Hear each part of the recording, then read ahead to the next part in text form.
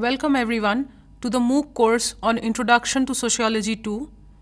Today we will discuss the topic of feminism and men's rights. To begin with, we will discuss the basics of liberal, radical and Marxist feminism. We will also discuss the basics of post-colonial, Dalit and African feminism, and also the perception of feminism today, and how each of these perspectives relate to men's rights. So to begin with, liberal feminism, which started in the late 18th century, early 19th century with Mary Wollstonecraft, John Stuart Mill, liberal feminists demand equality of opportunity. Liberal feminists mainly demanded equal access to education, equal social rights, equal political rights, equal rights to inherit property, and so on. Whereas radical feminists mainly want to subvert the very structure of society. Radical feminists are not satisfied with simply equality of opportunity or equality of access to resources. Rather, they seek to subvert the very structure of patriarchal society. The radical feminist school mostly developed around the 1960s. Now, the liberal, radical, as well as the Marxist school of feminism, all of these developed in the West. So, the liberal, radical, and the Marxist school of feminism is mainly informed by and limited by the Western point of view.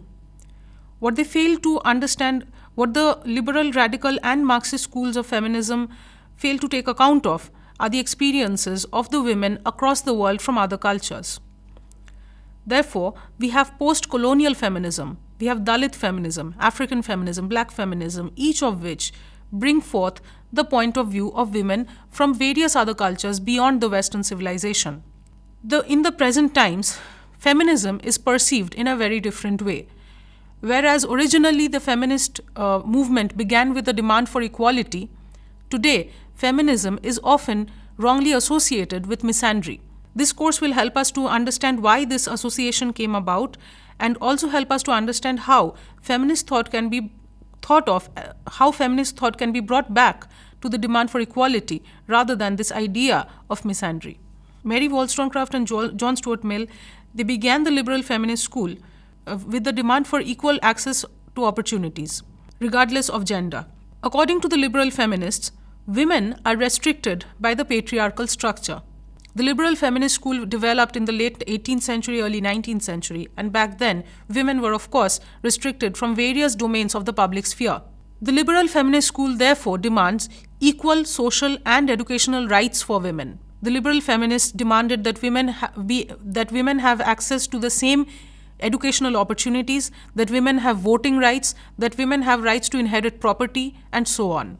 The liberal feminists also asserted the importance of economic independence of women.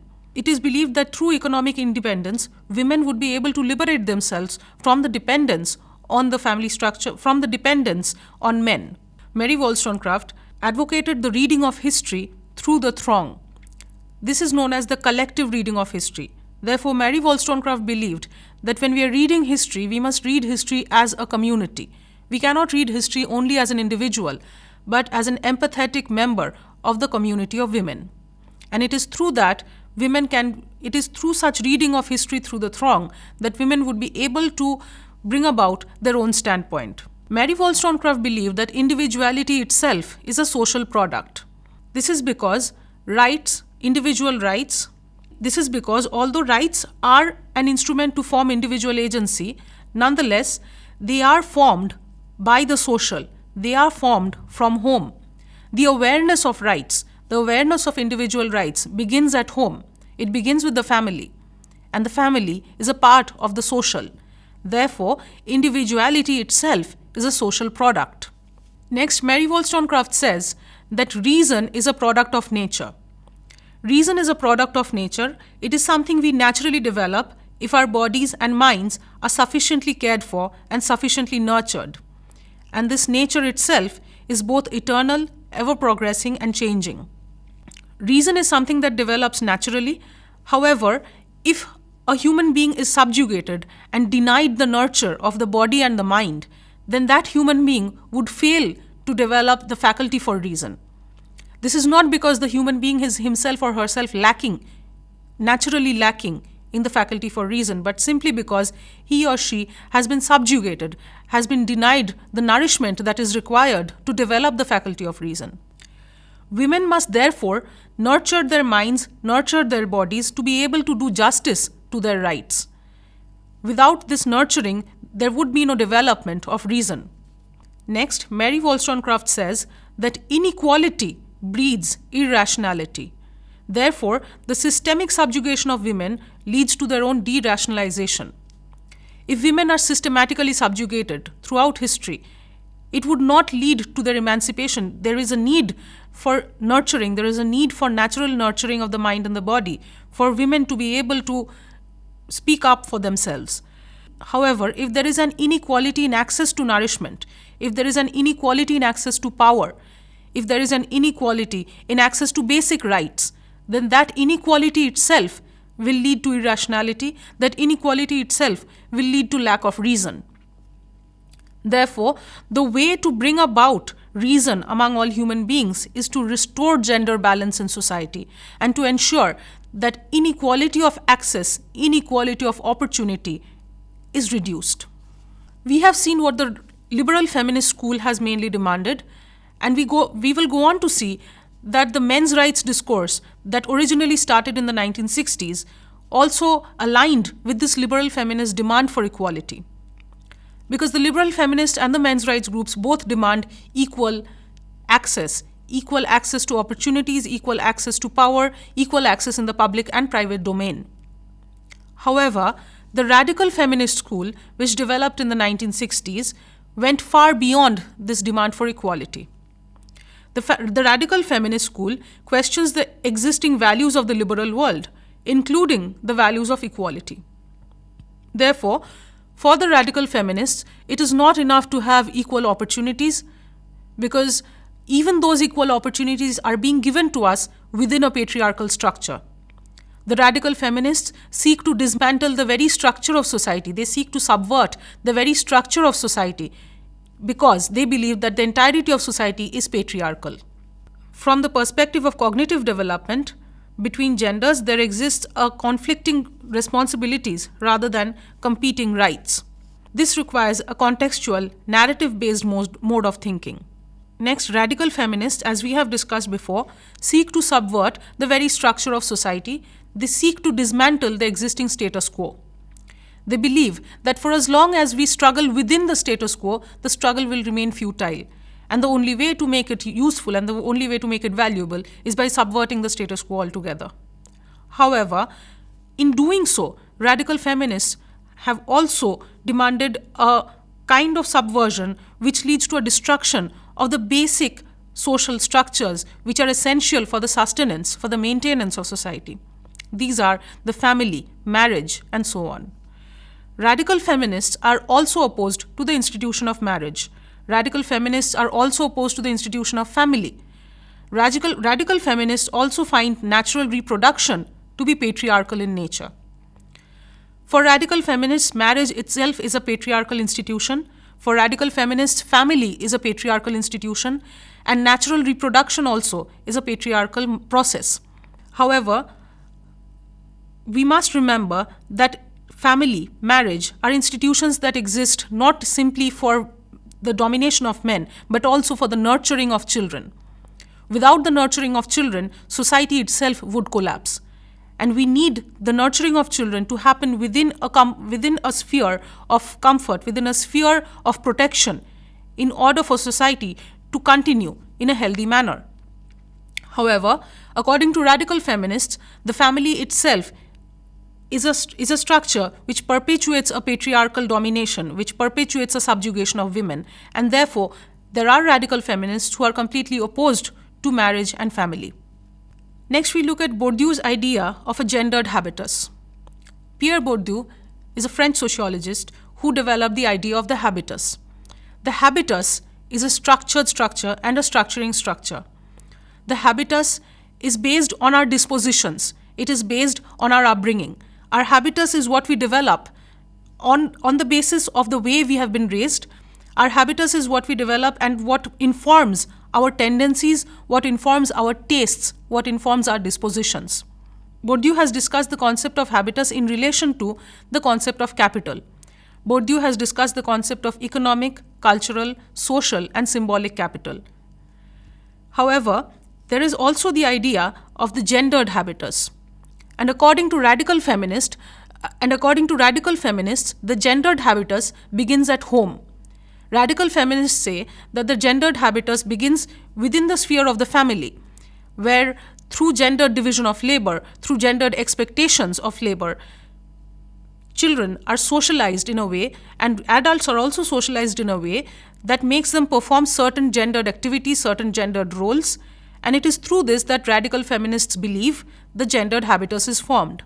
However, Pierre Bourdieu rejects the idea of the construction of the gendered habitus within the home. Instead, Pierre Bourdieu asserts that the gendered habitus is formed beyond the home in the public sphere. The gendered habitus is formed in the sphere of education, it is formed in the sphere of profession, and it is from these public institutions that we carry the gendered habitus back to our homes. Next, we look at the rise of men's rights activism. In the 1960s, there developed a men's liberation discourse. The men's liberation discourse in the 1960s acknowledged the importance of feminism. It acknowledged the need for feminism because of the existing problems of sexism, because of the existing problems of misogyny in the patriarchal social setup. However, in the 1960s, the men's rights liberation discourse was not necessarily opposed to feminism. In the 1970s, there came the rise of men's rights activism, which developed a distinctly anti-feminist rhetoric. There is a need to seek progress towards greater freedom and greater self-determination of all genders. This is hindered if we swing towards any one of the two extremes, be it misandry or misogyny. While on the one hand, a complete destruction of society, a complete subversion of society is not only unnatural but also difficult to conceive of. On the other hand, a continuation of misogyny is equally unnatural and destructive for society. Therefore, when engaging in men's rights activism, it is important to remember not to engage in the kind of misogyny that led to the need for feminism in the first place. Men's rights groups also discuss the concept of intimate partner violence. The intimate partner violence, or IPV, as the name suggests, refers to violence that is perpetrated by partners on each other based on gender. However, if we look at the statistics on intimate partner violence, we will often find that women are the primary victims of intimate partner violence. At the same time, there are also male victims of intimate partner violence. While it is generally known that women are the primary victims of intimate partner violence, and in proportion female victims of intimate partner violence are greater in number, at the same time, it is not possible to deny the fact that there are also male victims of intimate partner violence. Men's rights groups have developed in response to this intimate partner violence on men, and their demand is to be heard, their demand is to be taken on the same stage as women victims, as female victims. There is a need to be solution-oriented and resist extremism. There are several studies on men's rights groups which show that men who have suffered from intimate partner violence and have sought help from men's rights organizations have often felt that these organizations may not always be oriented towards solution, but rather become spaces where men come together to vent out the problems that they face in their domestic sphere. While it is important to raise our voice through activism, it is also important to remember not to engage in any kind of extremism, be it misandry or misogyny. Therefore, it is important to develop a common ground.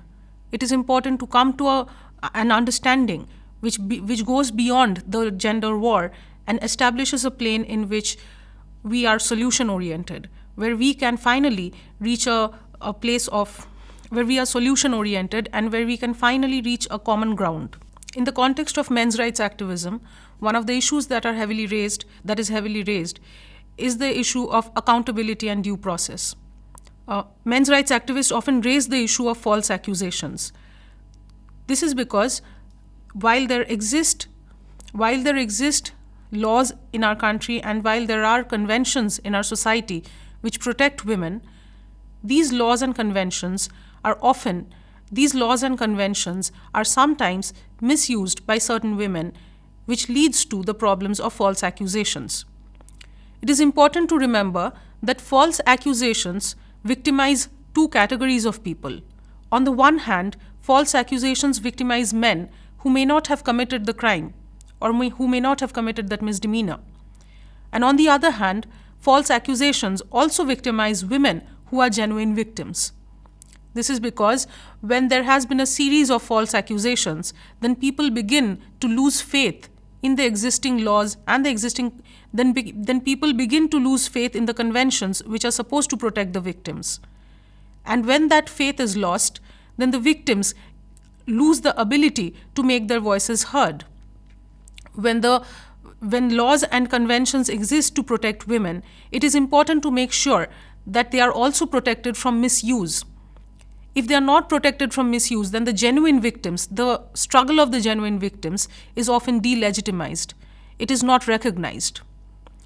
There is one way to address this issue of false accusations is by bringing about due process and accountability, by bringing about proper investigation to check whether there has been to bring about proper investigation.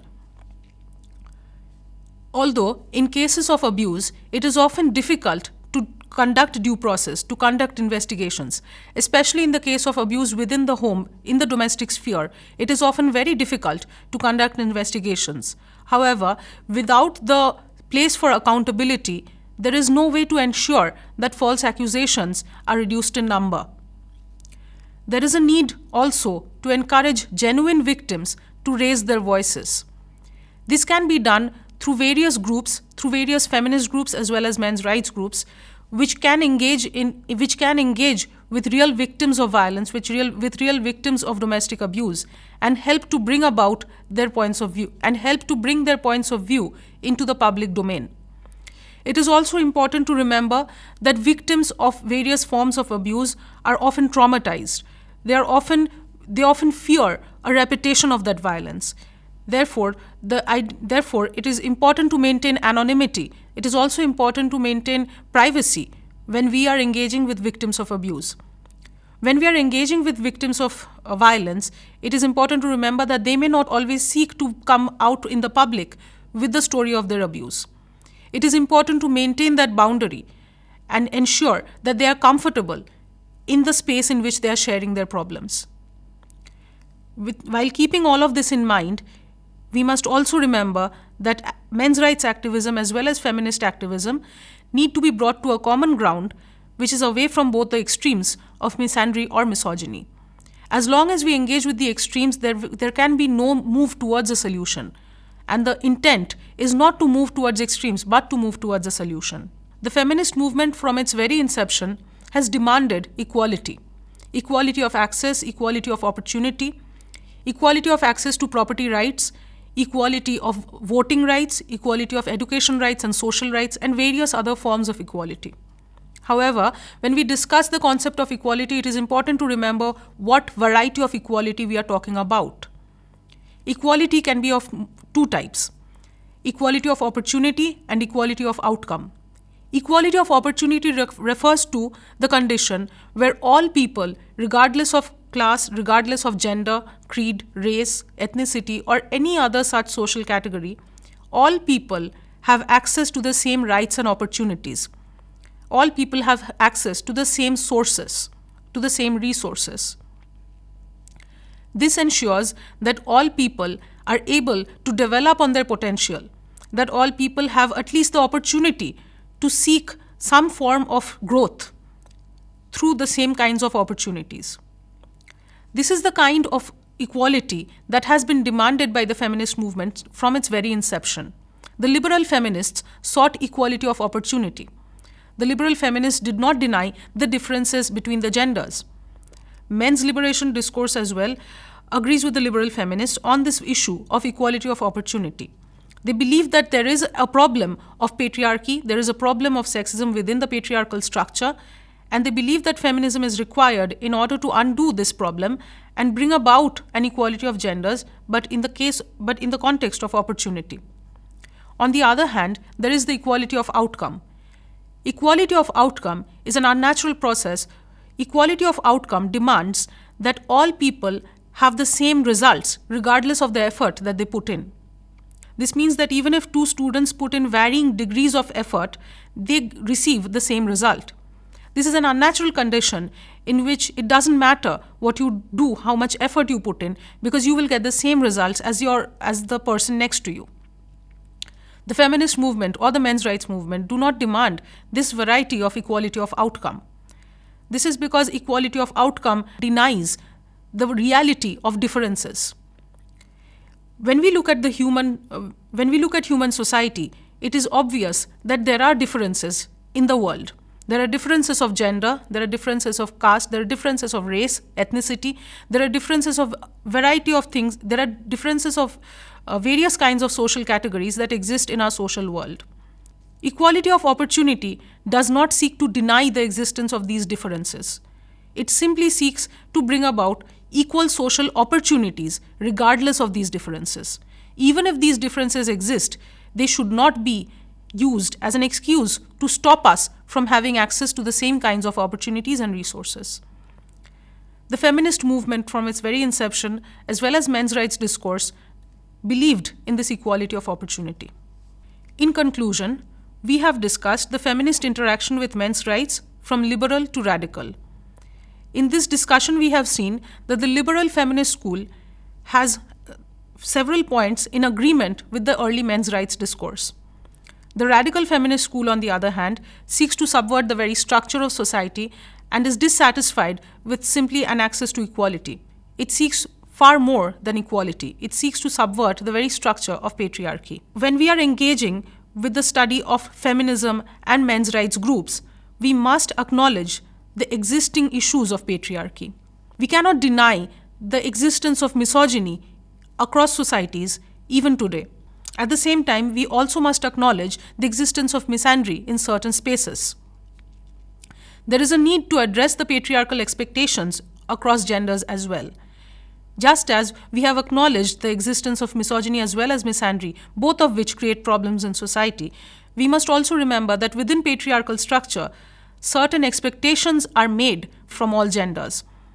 Whenever these expectations are not conformed to, there occur certain problems, and whenever these expectations are not conformed to, the individual often faces certain struggles with the existing social structure. We have also studied the issue of due process and accountability. We have seen that while there are laws and conventions which protect women from violence, which protect women from domestic abuse, the misuse of such laws and conventions can lead to serious damage for both men and women. This is because while men are directly victimized by the misuse of such laws and conventions, women who are genuine victims of abuse are also put at a disadvantage due to the misuse of such laws and conventions. This is because when a convention or a law has been misused for an extended period of time, people may begin to lose faith in it, and people may begin to lose faith in the very process of coming out and talking about your struggles and your victimhood. It is important to remember the double marginalization of genuine female victims. As discussed before, the female victims of abuse are doubly marginalized because on the one hand, they have to face abuse, and on the other hand, if their laws and conventions protecting women are being misused, then the abuse of the genuine victims, then the abuse faced by the genuine victims is not taken seriously anymore. When we are discussing men's rights and feminism, it is important to remember each of these points and understand how both feminist groups and men's rights groups must come to a common ground and come to a point where we move away from the extremes of misandry or misogyny and come to a point where we work towards solutions. This course has helped us to reach a point from where we can understand the points of feminism, liberal feminism, radical feminism, as well as men's rights groups, and understand how these various forces can come together and reach a point where they can reach a point of agreement and work towards a better future. Thank you.